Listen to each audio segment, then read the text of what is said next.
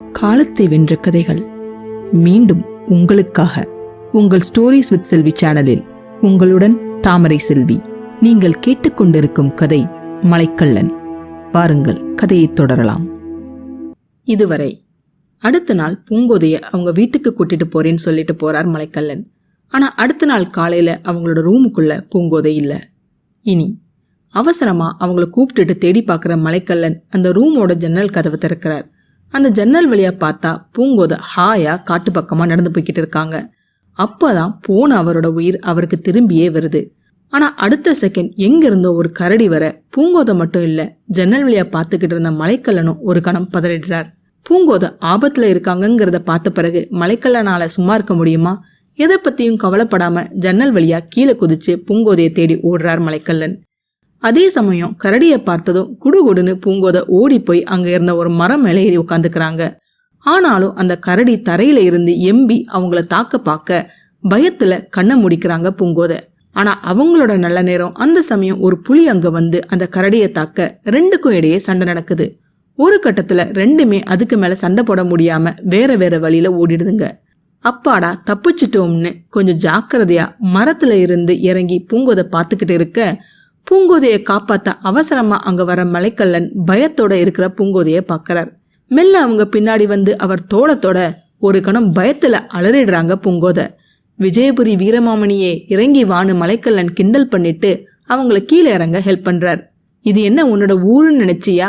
காட்டுல சுத்தக்கூடாதுன்னு நான் எத்தனை தடவை சொல்லி இருக்கேன், கொஞ்சம் தவறு இருந்தான்னு அக்கறையா கடிஞ்சிட்டு அவங்கள வீட்டுக்கு கூட்டிட்டு போறார் மலைக்கள்ளன். எப்பவும் போல பூங்கோதை அப்படியே காலார நடக்க அங்க பூங்கோதையை மீட் பண்ண மலைக்கள்ளன் வர்றார். தங்கிட்ட இருந்த சுருக்கு பையை எடுத்து, இந்தா உன்னோட நகைகள் எல்லாம் கண்டுபிடிச்சாச்சு, இதை உன்கிட்ட கொடுத்துட்டு போறதுக்காக தான் நான் வந்தேன்னு சொல்லி அந்த பைய கொடுக்கிறார் மலைக்கள்ளன். ஆனா அதை வாங்கிக்காம எனக்கு வேணாம் நீங்களே வச்சுக்கோங்கன்னு அவங்க சொல்ல, அதை கேட்டு சிரிச்சிட்டு, இந்த நகைகளை வச்சு நான் என்ன பண்ண போறேன், பெண் வேஷம் போட வேண்டிய அவசியம் எனக்கு வராதுன்னு திரும்ப அவங்க கிட்டே கொடுக்கிறார். ஆனா அதை வாங்கிக்காம, இல்ல ஆண் வேஷத்துல நீங்க எனக்கு செஞ்ச உதவிக்கு பரிகாரமா வச்சுக்கோங்கன்னு பூங்கோதை சொல்றாங்க. இந்த நகையானு ஒரு மாதிரியா கேட்டுட்டு, பூங்கோதை எனக்கு வேண்டியது இந்த பரிசு கிடையாதுன்னு அவர் சொல்ல, அவரோட வார்த்தையோட அர்த்தம் புரியாட்டாலும் கொஞ்சம் குறுகுறுன்னு அவரை பார்த்தபடி வேற என்ன வேணும்னு கேக்குறாங்க பூங்கோதை. அதை நான் இப்ப சொல்லல, உன்னோட வீட்டுல கொண்டு போய் சேர்த்த பிறகு சொல்றேன்னு அவர் அங்க இருந்து போக, என்னை எப்ப எங்க வீட்டுக்கு கூட்டிட்டு போக போறீங்கன்னு பூங்கோதை ஆர்வமா கேட்க, இன்னைக்கு ராத்திரி, ஆனா சில கண்டிஷன்ஸ் இருக்குன்னு சிரிச்சுக்கிட்டே சொல்றார். என்ன கண்டிஷன்னு பூங்கோதை ஆர்வமா கேட்க, முதல் கண்டிஷன் நீ உன்னோட முன்கோபத்தை குறைச்சிக்கணும்னு சொல்ல, அதுக்கு சரின்னு சொல்றாங்க.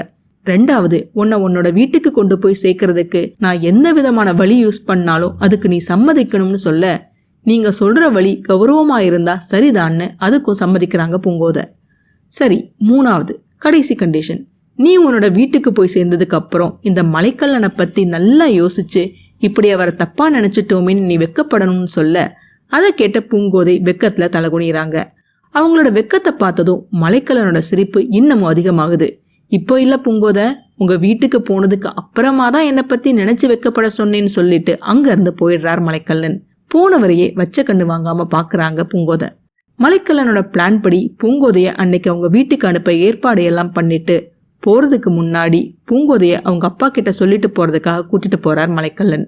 பூங்கோதைய பாசமா தன்னோட பக்கத்துல உட்கார சொல்லிட்டு நல்லபடியா கொண்டு போய் சேர்த்துட்டு வாப்பான்னு தன்னோட மகன் கிட்ட சொல்லிட்டு பூங்கோதைய பார்த்து, எங்க ராஜ்யத்துல இவ்வளவு நாளா எல்லா வேடிக்கையும் பார்த்தியேமா, உன்னோட பாட்டு டான்ஸ் நாங்க பார்க்க வேணாமான்னு கேட்கிறார் பெரியவர்.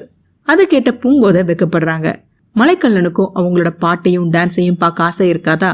அதனால அவரும், ஆமா பூங்கோதை, நீ போறதுக்கு முன்னாடியாவது எங்க ஆசையை நிறைவேற்ற கூடாதான்னு கேட்கிறார் மலைக்கள்ளன். அப்ப அள்ளி மலைக்கள்ளன் கிட்ட, என்ன அண்ணா, அக்கா எப்ப ஆட மாட்டேன் பாட மாட்டேன்னு சொன்னாங்க, ஊருக்கு போறதுக்கு முன்னாடி கண்டிப்பா ஆடி பாடுறேன்னு என்கிட்ட சொன்னாங்கன்னு சொல்ல, அதுக்கு சின்னியும் ஆமான்னு சொல்ல பூங்கோதை அந்த ரூமுக்கு நடுவுல வந்து பாட்டு பாடி டான்ஸ் ஆடுறாங்க. இப்படி அறிவு அழகு குணம் நிறைஞ்ச பொண்ண யாருக்குத்தான் பிடிக்காது?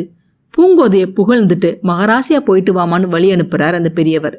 எல்லார்கிட்டையும் சொல்லிட்டு மலைக்கள்ளனோட அங்க இருந்து கிளம்புறாங்க பூங்கோதை. எப்படி மலைக்கள்ளன் பூங்கோதைய அவங்க வீட்டுக்கு அனுப்பி வைப்பார்? காத்தவராயனோட ஆட்கள் கண்டுபிடிச்சிட்டா? தெரிஞ்சுக்க அடுத்த பகுதிகளை தவறாம பாருங்க. இந்த பதிவு உங்களுக்கு பிடிச்சிருந்ததுன்னா லைக் பண்ணுங்க, ஷேர் பண்ணுங்க, சப்ஸ்கிரைப் பண்ணுங்க. நான் போடுற வீடியோஸ் உடனுக்குடன் உங்களுக்கு தெரிஞ்சுக்கிறதுக்காக நோட்டிபிகேஷன் பெல்லையும் கிளிக் பண்ணுங்க. என்னங்க கதை சுவாரஸ்யமா போயிட்டு இருக்கா? இந்த கதையை பத்தியான உங்க கருத்துக்களை தவறாம என்னோட ஷேர் பண்ணுங்க. உங்க கருத்துக்களை தெரிஞ்சுக்க நான் ஆவலா காத்திருக்கேன். மீண்டும் அடுத்த பதிவில் சந்திப்போம். நன்றி, வணக்கம்.